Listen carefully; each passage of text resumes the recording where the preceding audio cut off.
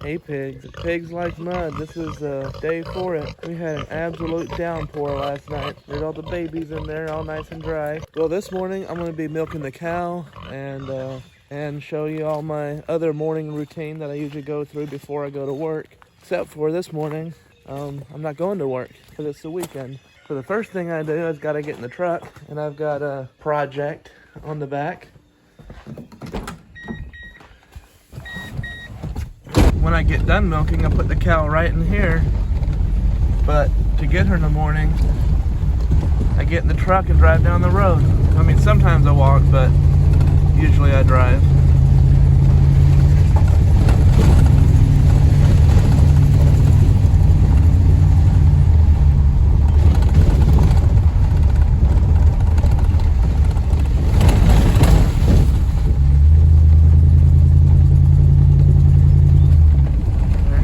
Patiently waiting.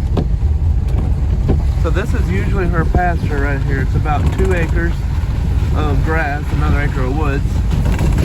But I had 4 or 5 cows, half a dozen cows on it on the winter, and it got kind of overgrazed.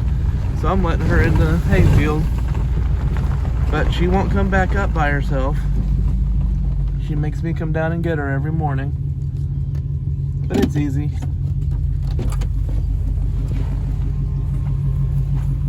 Here, cow. I call her Cow, but her name's Belle. Got my makeshift wire skate here. Come on, cow. Hey. An hour late this morning. It was absolutely dumping rain. If I'm back here at 6:30 or before, she'll be right out. So now, she'll wait till I go, but she'll just walk all the way up there on her own. Rain jacket time.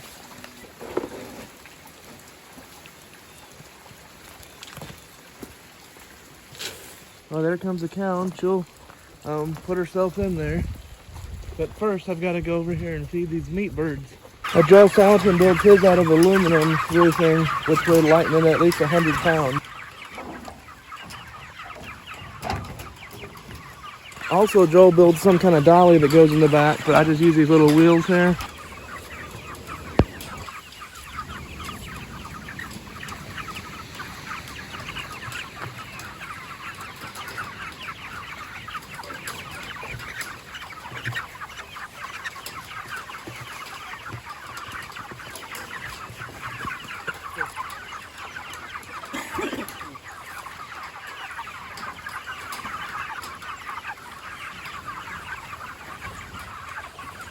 This is what it looks like after just one day. That's 100 chickens in there. I got another little chicken tractor that's like half the size of this, so I'm gonna put it beside it and put about 20 of them over in there.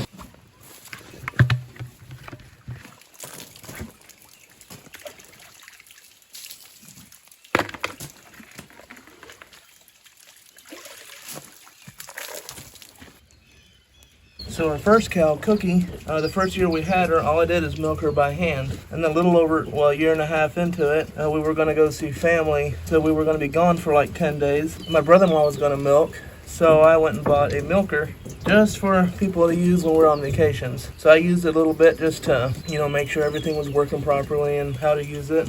And I never went back to milking by hand. The good thing about this milker is you only have to wash this part. Other milkers, you have to wash the whole tubes and everything, but now if you suck some milk up in the tubes, you have to get those washed too. So lately I've been doing a lot of thinking of why I do this. I'll be the first to admit though, I am kind of a weird case or a special case. Not many people go out and buy a milk cow when they're 24, and I'm not sure why I did it back then. Just something I knew that I was going to do someday, so I figured may as well. But now the reasons I'm doing this is I just like being more, independent, except for I still am, because at this point I'm still buying all of our feed. So I have to go to the feed store like every 2 weeks. So that's still not very independent, is it? Well, that's a 3.5 gallon bucket, and then I still got these. So that's a solid 3.5 gallons after the foam is off.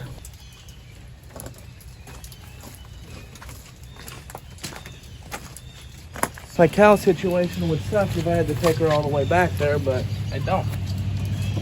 Let's go, cow.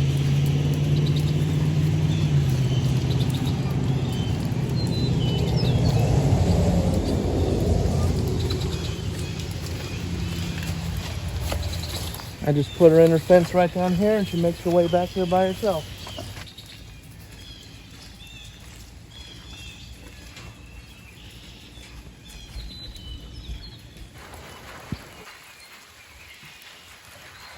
So at this point, I would go to work.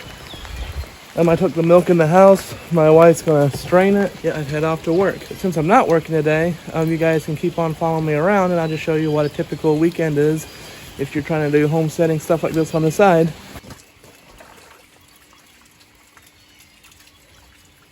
One of you guys, I think it was Bob, commented and asked if the corn is sprouting yet. Well, I don't know if it's sprouting, but it's not coming up out of the ground yet. But we did have 3 nights this week that it frosted. So I'm glad it's not out of the ground. Deep South Homestead put on a video this week. He's cultivating corn that's already knee high. I don't remember where he's at, but in the Deep South somewhere. For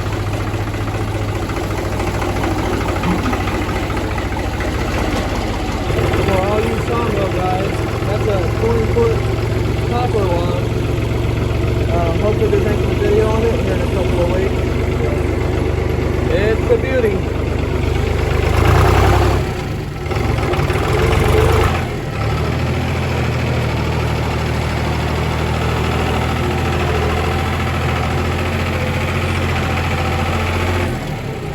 No corn popping up in roads yet.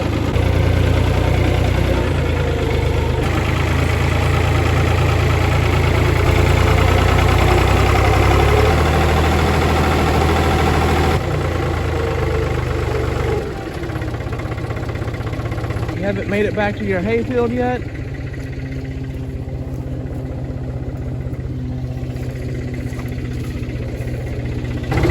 Go on, town.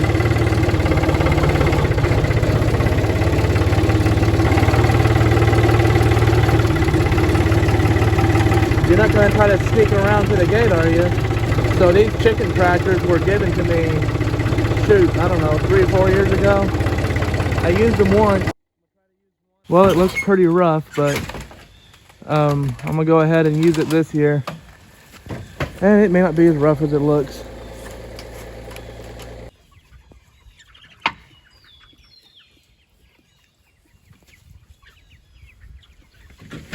But these birds need more room. Now, I obviously don't do this all by myself. Sometimes it looks like a one-man show because my wife's not on camera much. And this is sometimes part of homesteading too. While I'm eating my breakfast, holding a fussy little boy so mommy can take a shower. You tired, Jamesy. Hi, Jerry Allen. What doing? What am I doing? I'm making a video. No, I'm not trying to make a silk purse out of the sows there. Just trying to get the sows there to do the job.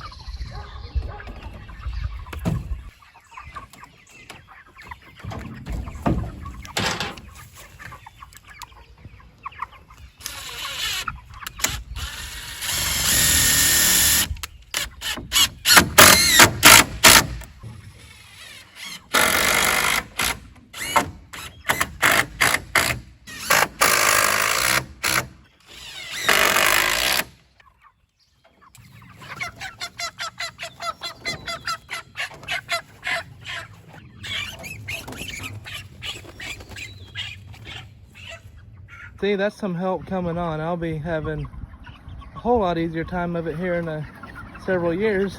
Can milk the cow and take care of the chickens, mow the yard. And I got 2 of these coming on. Look at that cheerful boy. Well, I got about 20 of them moved over there. Thanks to my good helper, Jerry Allen here. Here we go. They got a little more room now. So now that this project's done, now we're off to the next project. So now I'm gonna fix another problem. I've got my electric shocker right there, and the wire runs up here, up to the peak of the house, over to that tree, across to that tree, down to the pigs, over to one of those trees, down to that fence, and it runs along the wooden fence so I can run the nets off of it. And it also runs across the road to that fence. There's lots of fence on it, but this spring, or not this spring, this is spring. Last winter when I put that shocker in, my fence tester here shows it can go up to 7,000 to test. And it was showing 7,000 on all of it. And now it's down to 3,000. And I've been all around my fence. And I did Actually, this was only showing 600, and I found where it was shorted out. And so I fixed that, and now it's only showing 3,000. I can't find anything, but when this wire along here, all along to that fence, you can hear it like making a twanging sound every time it shocks. So I'm wondering if it's shorting out somewhere, because my insulator situation is like that all around. I don't know if that could be it or not. So I'm just gonna do it right. So I bought these insulators, and I'm gonna go around and put all these in, and we'll go from there. See if I get some heat. They had these in like the porcelain or in the plastic. But the plastic, you can fit a 1/2 inch, whatever that's called, into it, extension, and you can also put in like a 1.25 inch or something socket. So it's easier to drive. That's why I got these.